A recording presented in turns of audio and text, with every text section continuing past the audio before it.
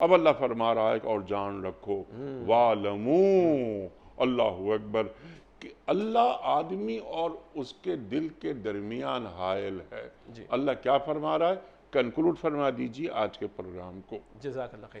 یہولو کا ترجمہ حال کا بھی ہوگا، مستقبل کا بھی۔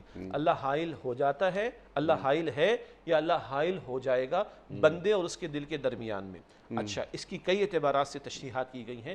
ایک سادہ بات کیا ہے، اللہ کی پکار تو آگے تمہارے سامنے، اللہ کے رسول کی پکار تو آگے تمہارے سامنے صلی اللہ علیہ وسلم، اور تمہارے دل بھی گواہی دے رہے ہیں۔